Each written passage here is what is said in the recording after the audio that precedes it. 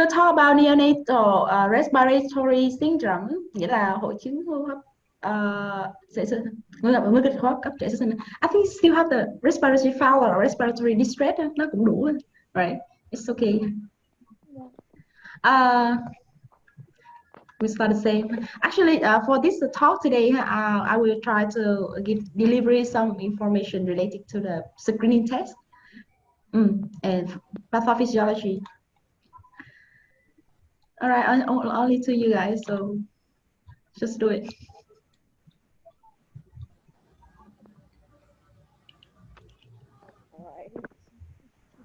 What?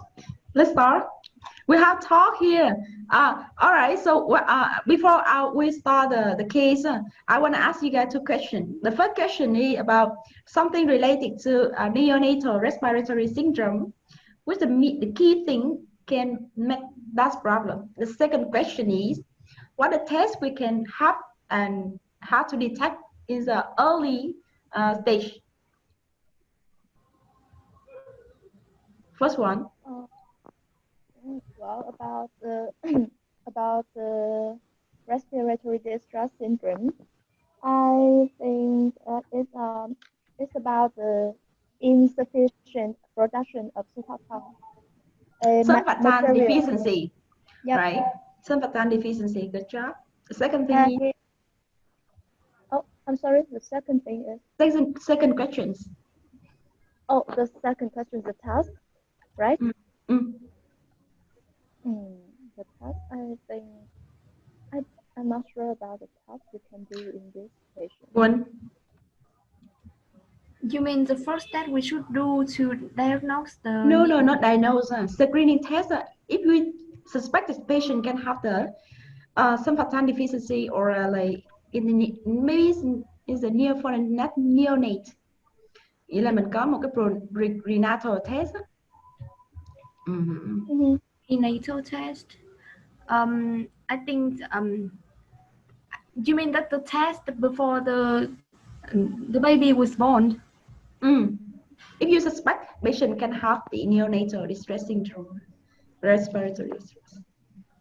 It is the proportion between the sphingomyelin and lecithin and sphingomyelin.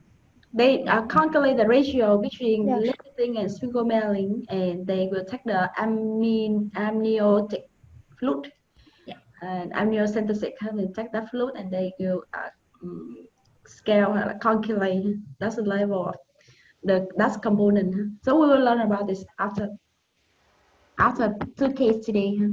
What about the mechanism, about the test, screening test? But I'm not sure that this test is still kind of offer in the clinical scenario today, because I have never seen any physician order this test. So I'm not sure that we still use it in. This test that they put into the group of tests for prenatal case for in general, because like they want to do screening tests to detect some early sign of symptom, some disease for the premature or for neonate. What we call this, the prenatal care. Does it have the group of tests? In clinical, I don't know, but in the hospital they have this. They will order this to check, include the genetic test too. You can check it on like the group of tests. So I think that I should recheck it. I also check it before in Vietnam too. They also order this test, and I believe in US too, in another country. Vietnam, they put it to the screening test for prenatal screening test for pregnancy women. It depends on the period of the gestation. Yeah, but just the pregnant woman who have the risk of a Yes, they recognize they can have the risk. They will order this, not like everyone they will do it. Yeah, not a routine test, right? Okay, all right. So we will start we will learn from two questions today to see what is going on.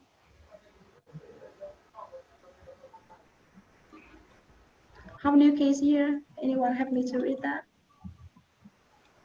So let me try first. Okay, go ahead.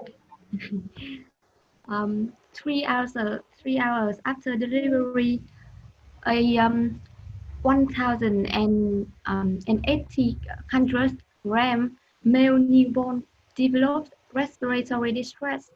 Mm. He was born at 31 weeks of gestation to Mm-hmm. a 27 years old premier gravid woman. Mm-hmm.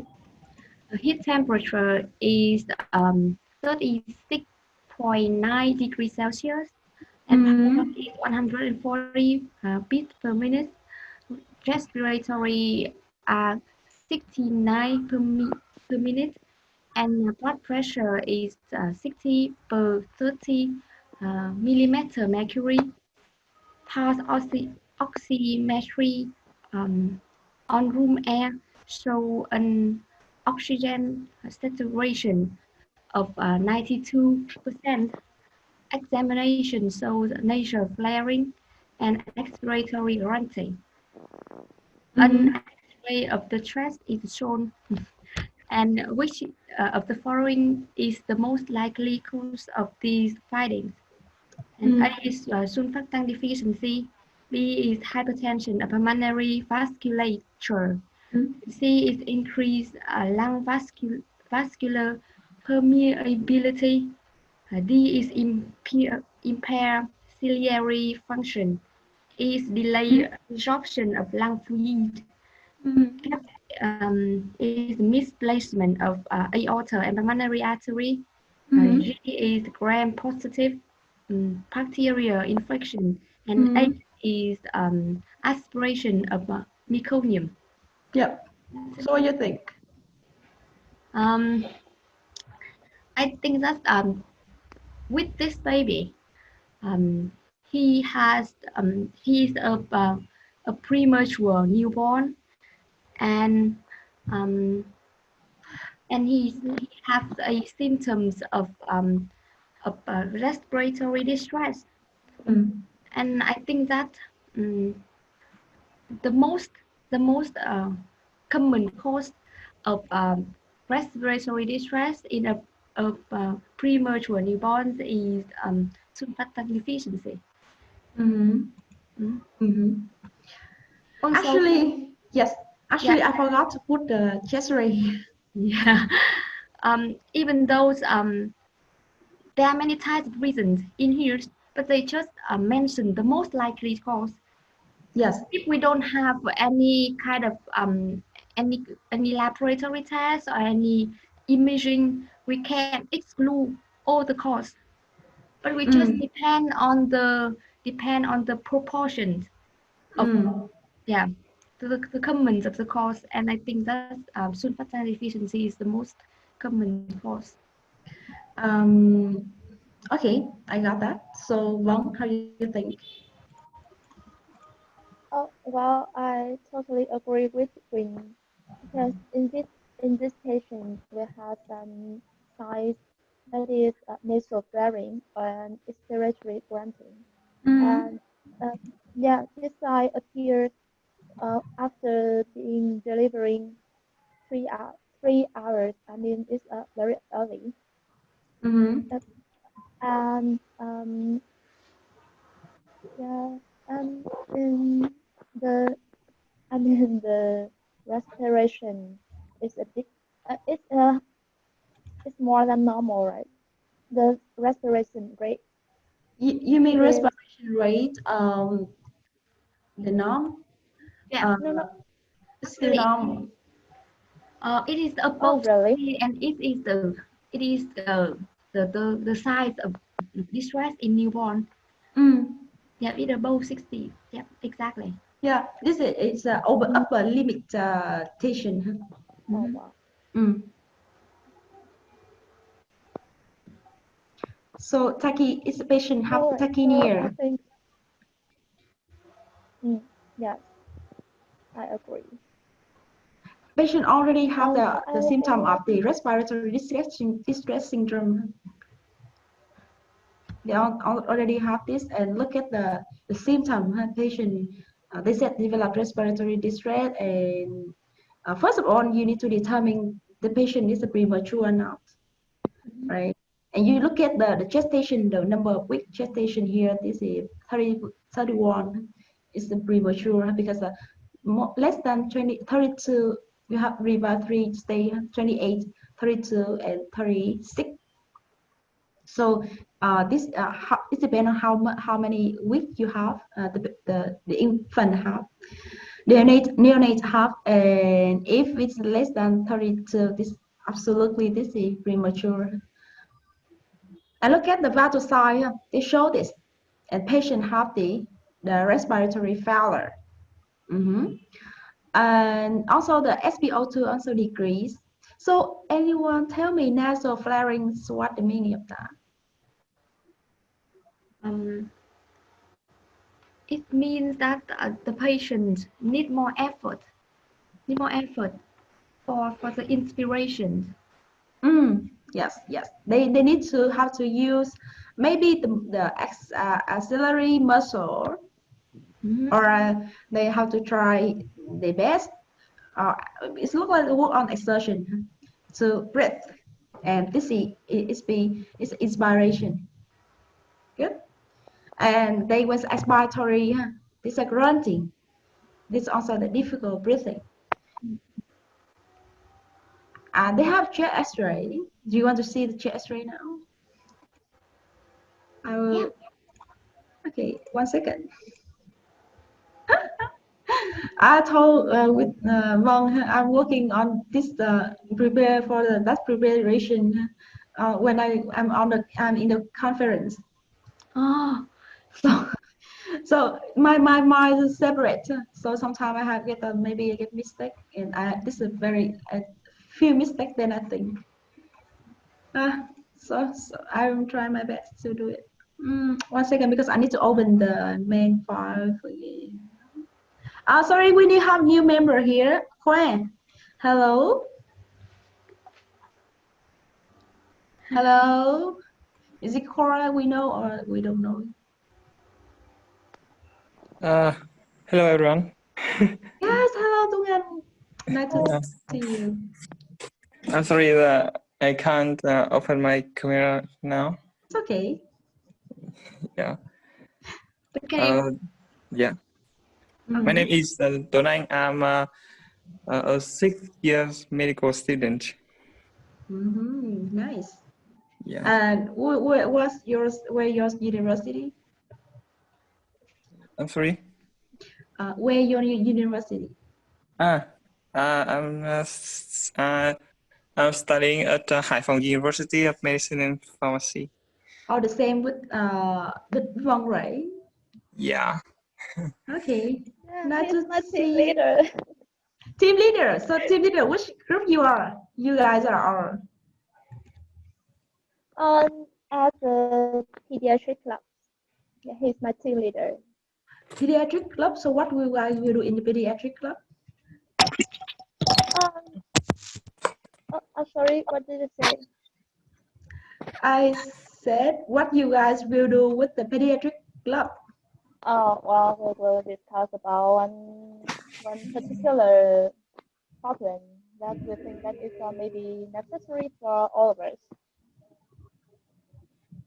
What she said? And Sorry. I've had an interview with one last week. The person who take the door, right? So if I close the door, you will not come in. I will open the door, you can come, right?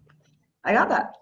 So it means you are leader, and you will make the interview with some new member in your club, right? Yes, and yeah, interestingly, last week I asked one a questions about surfactant, surfactant. Yeah. Surfactants. And then now I think that's one of the part is one part of our conversation today. Yes. about yeah, respiratory distress. Sorry, I'm not very good at speaking. So. It's okay. It's okay. Don't worry. We are here to improve our speaking, so don't worry about this. Just feel free to talk. Yeah. Yes. Nice to see you here, and I'm so happy when you can join. Even like Vân, we really happy with that because Vân she's very consistent with our talk. She join every Yeah. talk every week, every weekend on Saturday, and we really appreciate that. And Uh, can I ask that who are you? Can you introduce yourself? okay, I'm Dr. Thương. I'm graduate from medical pharmacy and medicine University of Ho Chi Minh City. I'm living in the Ho Chi Minh City now. Um, what else? I'm 29 years old, and I love speaking English. I have also founded a medical English center. We call this a CocoMed center. If you follow this, I think you know some activity in there. What else? Yeah. That's it. Yeah. That's it. Yes, that's it. I don't know how. Yeah, that's enough. You know what? Sometimes when I read about myself, I don't know how to say. Sometimes I don't know. We still have new member. Where is he now? He's disappeared too. Okay. You know what? I try to put here and then. All right. So let's start the picture. Huh? I try to show the picture for you guys. But where is it now? Okay. Here. Uh, I'm sorry, but I've finished my shift, so I a bit tired now. So I think I need to rest. Okay. Well, you're welcome with that. So just try to take a rest and join with us later. I mean, next week. Okay. So we're happy to see you in here because it's a free talk. Everyone can talk, improve speaking English. Okay. Okay. Thank Enjoy you. your weekend. Enjoy your weekend. Enjoy your night. See you next time. Yes. Goodbye, everyone. Goodbye. Okay. All right. So we have the here. This is the chest ray. I try to look for this. A little bit difficult to put it here. So this is chest ray for this patient. So do you think anything here? Any problem abnormal here? I think it has the image of the collapse of the lungs in this patient, right? Mm-hmm. Um, it's more, I mean, it's more dark, something like this. Mm-hmm. Yeah, it's more white in this term, so that means it's more dark, right? Mm-hmm. Yeah. Um, for actually, they have the qualification for chest ray with the patient who have the neonatal respiratory distress syndrome, huh? And they were looking for the air bronchogram. Mm-hmm.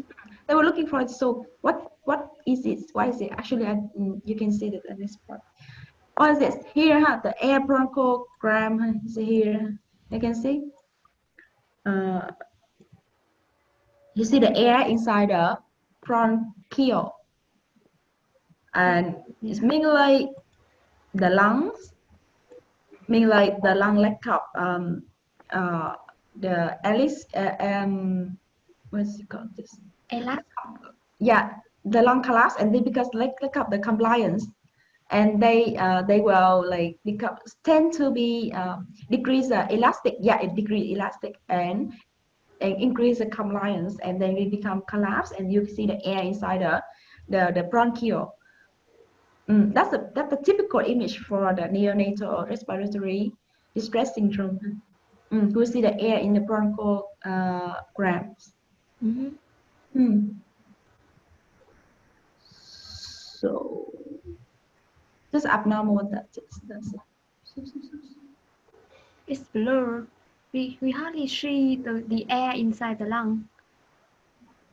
You hadn't seen the air inside the lung yet? Yeah. No, it's not inside the lung. This is inside the broncho. Okay, let me clear this, and you will see that. Alveolar, right? So do you see something air here is different about the density? Like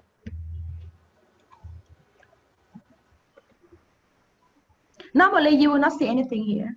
This is a little bit difficult to see, but if you try to focus on something abnormal increase in density, so you will see that this also cut the what we call this the ribs, and you see the ribs become like fracture, but actually it's not. It's not like that because this have we call this overlap, the air and the bone overlaps, and you see it's not like continue the ribs not continue. It means the half the not. Do you see it like that? Yeah. See it too. All right. I hope in the next picture, this will be more clear. We also have this part too.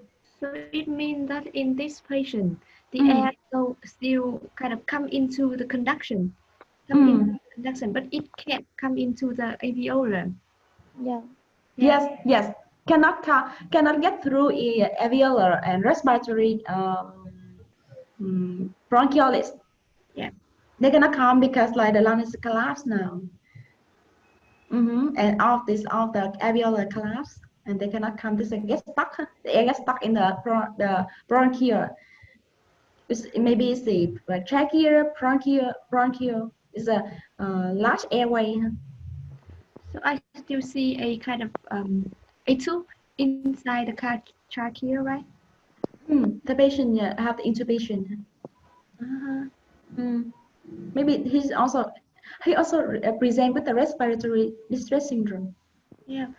But why he have the intubation? He still have the respiratory distress Because this doesn't mean like when you put it, you need to put surfactant too. Yeah. And for this like they give the pressure and volume, but actually the alveolar cannot like they cannot tolerate with that, and because of that too, when we do the treatment for the patient with the neonatal respiratory distress syndrome, it will have the complication when they put the high pressure like that, the lung become the fibrosis or some kind of this. Yeah.